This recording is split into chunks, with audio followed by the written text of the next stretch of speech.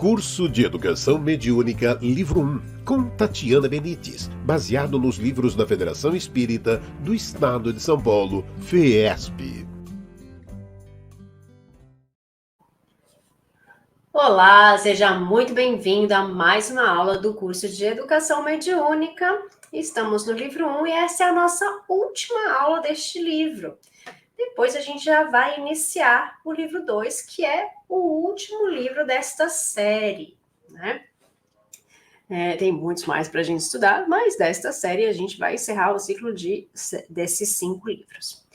E essa última aula fala sobre postura moral evangelizada. E diz o seguinte: o homem, como elemento da natureza, é um ser em evolução, cabendo-lhe disciplinar o instinto e desdobrar os recursos de sua inteligência, para se capacitar à preservação da vida e cada vez mais dar-lhe qualidade. Para tanto, terá que percorrer um longo caminho, o da evolução do espírito, com etapas a serem vencidas, desenvolvimento da disciplina, da consciência das leis de Deus e da necessidade da aquisição de valores morais. A criatura humana possui, inexplorados, valiosos recursos intelectuais e morais que aguardam a canalização conveniente que surgirão naturalmente com o seu desenvolvimento. Enquanto não desenvolver a sua capacidade de compreender, analisar, julgar, discernir e respeitar a verdade, não terá condições de transformar-se. Sua transformação depende de experiências, estudos, reflexão, apoiados em uma mente aberta para a realidade e não fechada em esquemas artificiais. As disposições internas do espírito correspondem ao seu grau de evolução, como nos mostra a escala espírita, contida em O Livro dos Espíritos. O espírito é vida e suas condições atuais podem ser alteradas, rompendo as barreiras das suas tendências trazidas do passado.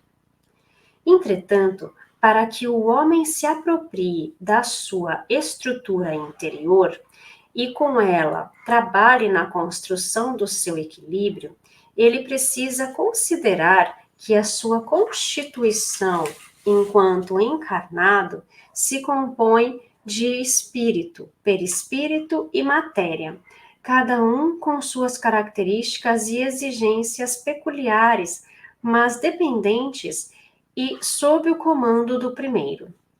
Qualquer conquista a ser empreendida, seja no campo anímico ou no mediúnico, será o espírito o grande aliado ou o grande inimigo a vencer.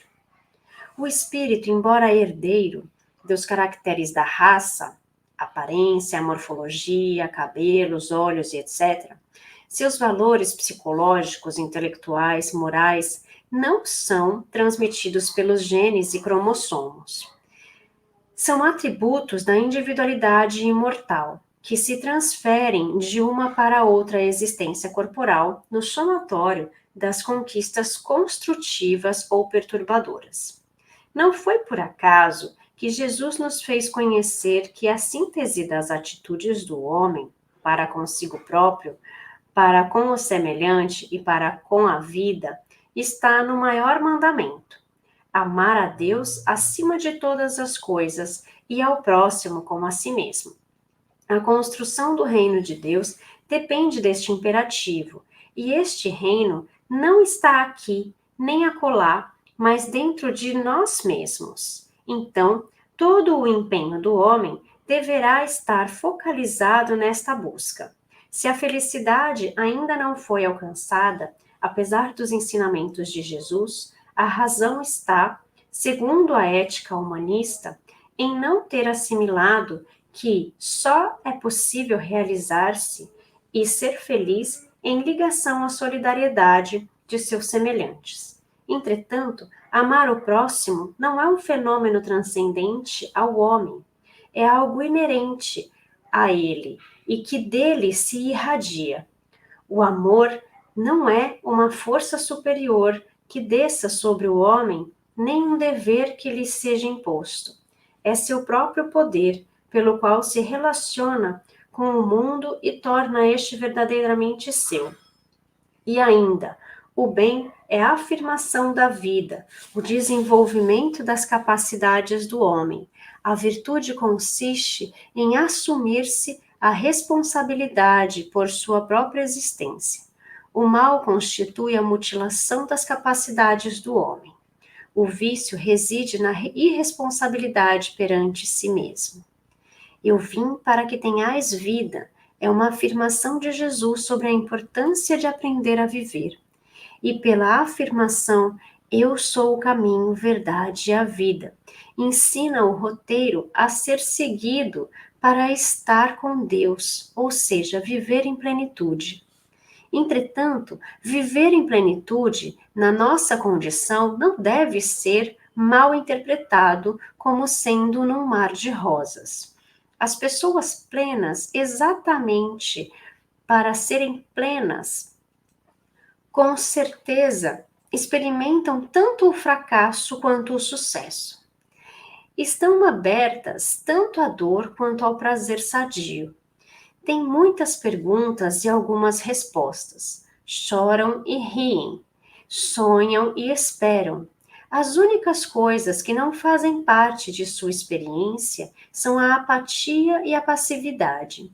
Sentem a intensa dor do crescimento, de deixarem o velho a irem em direção do novo, mas suas mangas estão sempre arregaçadas, o espírito sempre alerta e seu coração inflamado.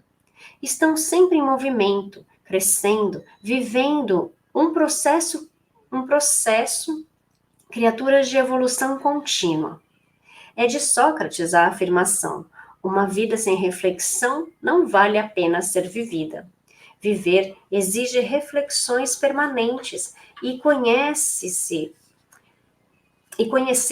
pede aceitar a si mesmo, amar a si mesmo, ser a própria pessoa, ser real, autêntica, esquecer-se de si mesmo no amor, voltar-se para o outro, acreditar, compromisso e fé, e pertencer, senso de comunidade. Nenhum homem é uma ilha. Sede perfeitos como vosso Pai Celestial é perfeito. Significa que precisamos buscar o crescimento, não a perfeição, porque somente Deus tem a perfeição. Não entender nossa responsabilidade perante Deus e nós mesmos leva à compulsão da perfeição, que é o perfeccionismo, doença da alma. Enquanto a perfeição é um ideal torturante, crescer é o processo inverso. O crescimento faz parte de um processo de vida no qual as habilidades são desenvolvidas pouco a pouco. A vida exige que exercitemos o julgamento da consciência, escolher o que nos parece correto e evitar o que nos parece errado. Talvez a questão mais profunda que a vida nos coloca é sobre o sentido e o significado das coisas. Não há respostas simples nem óbvias, mas podemos afirmar que para todas as questões da vida, Jesus é a resposta. Esta é a fonte suprema da saúde e da felicidade humanas. Jesus comunicou-nos isto através da sua mensagem e de seu exemplo. Eu sou a luz do mundo. Quem me segue não andará nas trevas, mas terá a luz da vida. Olha só que legal essa lição, né, gente? Se a gente seguisse o exemplo de Jesus, se a gente entendesse as mensagens de Jesus e seguisse as mensagens de Jesus, nós estaríamos um pouco melhores agora, porque a gente conseguiria ter um pouco de evolução moral, né? Se nós pudéssemos pensar dessa forma, agir dessa forma, adquirir essas nossas novas habilidades que a gente tem que adquirir com o nosso tempo, nosso desenvolvimento como pessoas, né? Então, ele fala, né? A vida exige que nós exercitemos o julgamento da consciência, orar e vigiar. Quanto que a gente faz isso na nossa vida? quanto que a gente faz no nosso dia, né? Escolher o que nos parece correto e evitar o que nos parece errado. Não é pedir muito, né? Mas às vezes a gente faz o errado. E a gente vai ter que aprender com esses erros. A gente precisa aprender com os erros, né? Esse é o negócio. Então, é tão legal quando a gente entende que esse é o nosso caminho, né? Não está dizendo que é fácil, mas pelo menos que a gente consiga compreender que esse é o nosso caminho, já é um grande passo, na minha reles opinião. Bom, na segunda parte dessa aula, meu vizinho resolveu ouvir uma música, não sei se está vazando aí para vocês, mas não vou parar nessa aula, tá? A segunda parte tem o tema desiste. Dizer a ti, desiste. Conhecemos figuras ilustres da história que desempenharam um papel relevante na humanidade, impulsionando-a para uma condição melhor, mas não sabemos avaliar corretamente o quanto cada um lutou, sofreu e deu de si para corresponder de modo coerente e verdadeiro suas ações com os ideais que abraçavam. Dos discípulos de Jesus a Kardec, passando por Paulo de Tarso, Santo Agostinho e tantos outros, os testemunhos individuais que registram suas convicções aconteceram após terem passado por um momento penoso, mas extremamente significativo, o da conversão. Conversão, em bom português, significa a rejeição ou aceitação pública de um certo número de atitudes. É também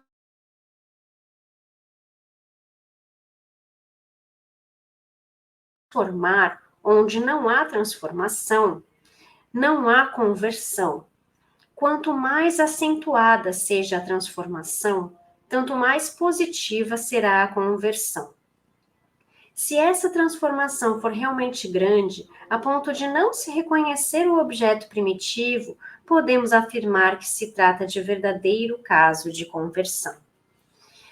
Simão Pedro, embora tenha usufruído da companhia de Jesus, só se coloca de forma integral após a iluminação de Pentecostes. Paulo de Tarso segue o Cristo após um momento significativo às portas de Damasco, colocando-se de corpo e alma na difusão dos ensinamentos de Jesus até o fim de sua vida. Denizar Rivail, conhecido como Allan Kardec, os primeiros contatos com o fenômeno espírita estava na posição de incrédulo, assumindo a sua missão como Kardec somente após ter empreendido estudos sérios, utilizando todo o seu potencial de inteligência, discernimento e colocar-se livre de preconceitos. Sem sombra de dúvida, o homem pode se converter. Jesus veio promover sua conversão, anunciando o Evangelho antes que existisse qualquer manuscrito com essa determinação. O Evangelho é uma mensagem convidando os homens para o reino de Deus. Para alcançá-lo, é mister uma condição que é converter-se. O único caminho que pode levar a humanidade a se humanizar é tornando-nos cristãos, porque não basta fazer do Cristo o benfeitor que cura e protege, é indispensável transformá-lo em padrão permanente de vida, como exemplo e modelo de cada dia. Cristãos verdadeiros, portanto, são somente aqueles que se transformam continuamente. Este é o cunho que os distingue dos falsos crentes, dos cristãos mal acabados e apenas rotulados. Acho que a gente conseguiu fechar bem aqui a nossa última aula com esta mensagem, né? Que se a gente seguir continuamente os ensinamentos de Jesus e colocar em prática a ponto da gente se modificar, é aí o ponto, né? quando ele fala de conversão, né, que ele conseguiu converter as pessoas a ponto, quando nós conseguirmos, né, nos converter a ponto de nós não sermos mais reconhecidos como nós éramos, para ser reconhecidos de uma outra forma, aí a conversão foi feita. Interessante, né? Porque quando eu falo para vocês, eu olho para mim, né? E daí a gente começa a fazer a nossa análise interna do quanto a gente já conseguiu mudar e quanto a gente ainda precisa mudar para se tornar realmente pessoas boas e dizer, realmente sou seguidora de Cristo e praticante, né, dos seus ensinamentos. Quando nós já nos convertemos, vocês já pararam para se perguntar isso? Quanto vocês já se converteram? Então, é isso que eu acho que fecha esse nosso ciclo desse nosso primeiro livro, e depois a gente vai passar para o livro 2 do curso de Educação Mediúnica. Lembrando sempre, gente, que aqui a gente é um livro que tem a parte de desenvolvimento prático mediúnico. Agora nós já estaríamos com um treino intensivo da prática, mas que aqui virtualmente a gente não pode fazer prática. Então eu sempre recomendo que primeiro vocês leiam Kardec, estudem Kardec. Nesse caso a gente estaria estudando o Livro dos Médiuns e todos os outros princípios. E que vocês frequentem uma casa espírita, que vocês frequentem uma casa espírita séria, para vocês conseguirem fazer as práticas mediúnicas. Não façam as práticas mediúnicas sozinhos em casa, não façam em casa, porque se algo acontecer com vocês, como alguém vai poder ajudar? Né? Nossa, Tati, mas o que pode acontecer? Pode acontecer de você passar mal, de ver alguma coisa, se assustar, não saber como reagir em determinadas situações. Então, se você estiver numa casa espírita com pessoas experientes que possam te auxiliar, isso não vai acontecer, né? E esses irmãos espirituais que estão por toda parte, não ficarão ali na sua casa preso a algo que você fez ou alguma evocação. Não recomendo fazer evocações, né? Que são chamar espíritos para a gente conversar e tudo mais. Esses espíritos não estarão ali na tua casa, né? Porque você chamou alguma coisa assim. Então, gente, espiritismo, educação mediúnica, mediunidade é uma coisa muito séria. E se vocês querem levar a sério, vamos fazer direitinho, né? Então procurem uma casa espírita séria, estudem, trabalhem, sejam voluntários nos seus trabalhos da casa, para que isso também auxilie vocês a ter essa vivência que é tão gostosa. Não importa se é um trabalho espiritual, o fato da gente estar dentro da casa espírita, só servindo a água, só recebendo as pessoas, só cuidando dos livros, fazendo o que tiver que fazer, né, já ajuda muito a gente, já modifica os nossos pensamentos, as nossas ações, e isso faz com que a gente também se aproxime dos ensinamentos de Jesus, que é servir. Eu agradeço vocês que chegaram até aqui, que a gente continue esse estudo aí do 5º livro, depois vamos ter outros estudos, mas dessa série aí, do curso básico e agora curso de educação mediúnica, a gente encerraria com o próximo livro, tá bom? Um beijo, fiquem com Deus e a gente se vê aqui no canal. Curso de Educação Mediúnica, livro 1, com Tatiana Benites, baseado nos livros da Federação Espírita do Estado de São Paulo, FEESP.